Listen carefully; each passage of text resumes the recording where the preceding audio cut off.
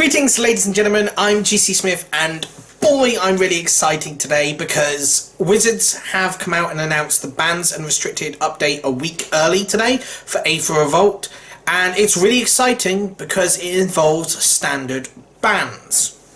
So, for those of you who might have watched one of the videos I previously did about spoilers, you may have noticed me mention Aaron Forsyth's article where he talked about printing answers to Emrakul and Marvel and Delirium, and how there weren't any answers in Kaladesh. Now it turns out, or Aether Revolt, sorry.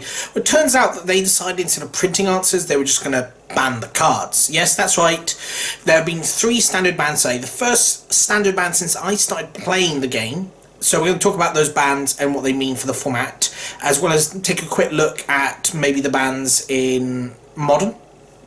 So we'll go over that. Well, first up then, the bans for Standard. We've had Emrakul, the Promised End banned. We've had Smuggler's Copter, and we've had Reflector Mage banned. And interesting bans. Emrakul, I think, was a necessary ban. I think they pushed the card too much, and while it was interesting in testing, the problem with testing is because it's so short term and they're always looking so many sets ahead, it's really hard for them to get a grip of how oppressive it was in the format.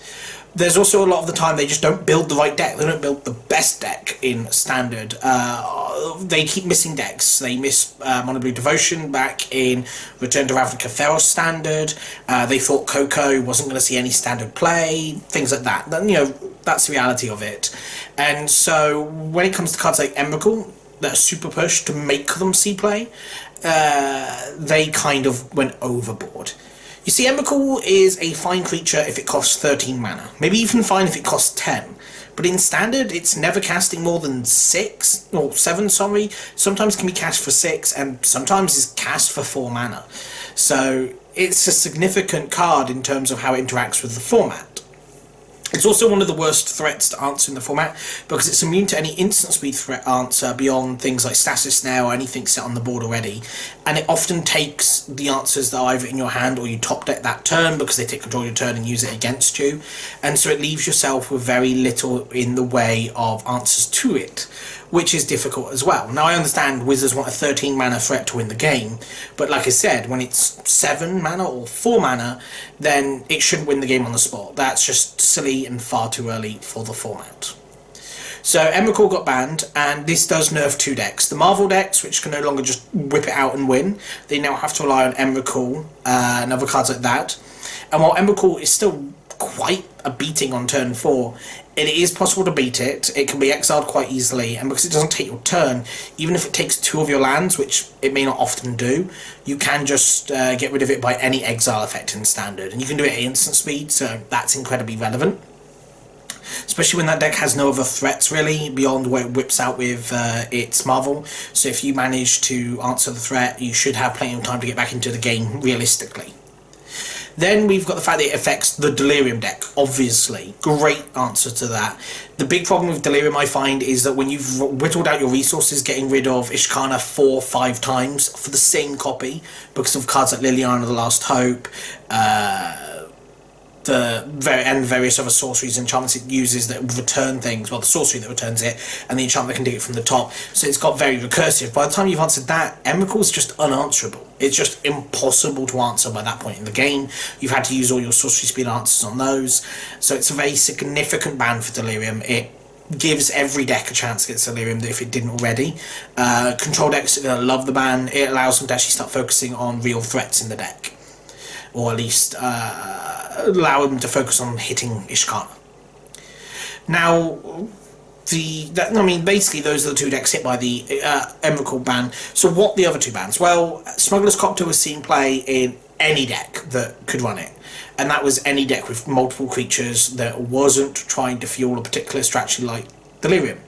Delirium couldn't run it because it was spending its early turns setting up, and so it couldn't spend turn 2 just tapping out for an artifact creature. It wasn't going to accrue for a while, which is fine, and that was the only reason why that's the only creature deck without running it. Control decks obviously can't run it because they're not running many creatures, but if you're a blue-white spirit, if you're a red-white aggro, Mardu aggro, any aggro deck, you had to run Smuggler's Copter. And this definitely brings back the discounted aggro decks of the format. Without Smuggler's Copter to face against, you don't need to run Smuggler's Copter yourself. You can answer the deck and the format can be slowed down a little bit. You also have the fact you don't have to worry about Emrakul, so again, you don't have to worry about looting or trying to crush your opponent as quickly as possible. Not a significant issue as it was previously. It also gives those decks a little bit more inconsistency, which I think aggro decks should have. I already think that aggro decks having access to Depala's card advantage is silly in some ways. It also gives the control decks a chance to actually beat aggro. Aggro is just a terrible matchup for control at the moment because you can't answer any of its stuff at sorcery speed. Even if you answer its creatures, any creature it plays after Smuggler Copter on the field basically has haste. And if it's a particular 3-1 for 2 or a 3-3 for 3, Depala and the motorist, veteran motorist, it's even harder to kill Smuggler's Copter. And while we are getting an answer to it, Smuggler's Copter being gone is just better for the health of the format and versatility of deck, the more spread of decks. Then we come finally to Reflector Mage. Reflector's Mage ban is basically because of two reasons. One, what the format would look like after the ban of Smuggler's Copter and Emrakul.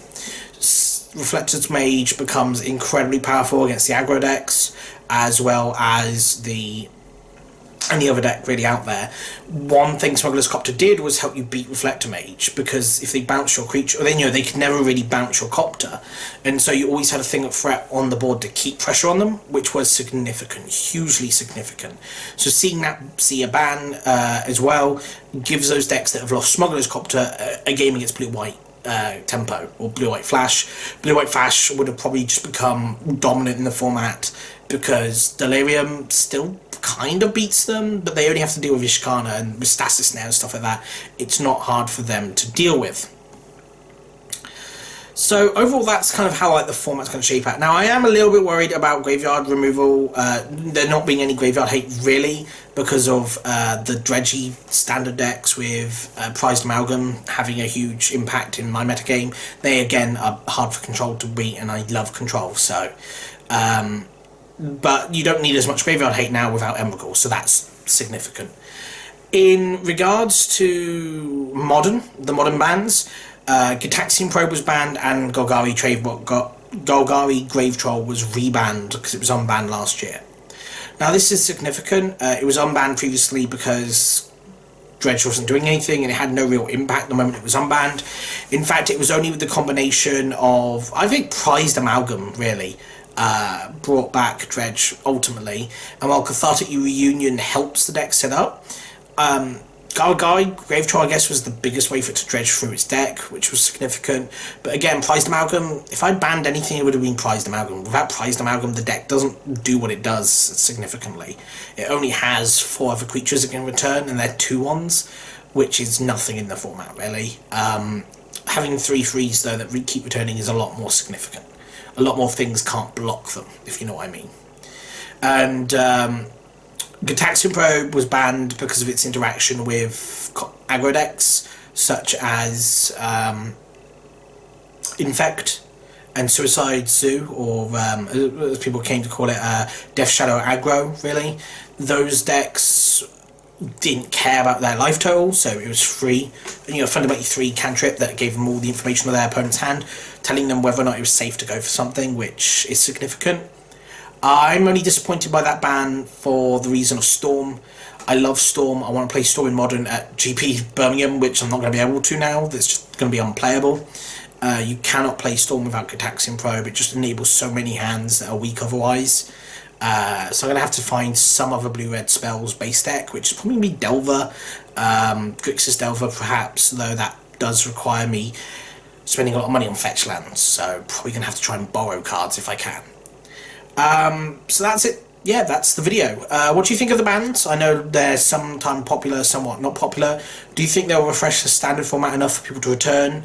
Because it's no doubt the only real reason for the bans is a huge wave of players leaving the game. That's major reason of why, they don't normally do bans in standard without that. They're even banning Coco, and Coco with Dromoka's Command was probably far more oppressive than the current standard format. So thank you very much for watching, guys, and I'll see you next time.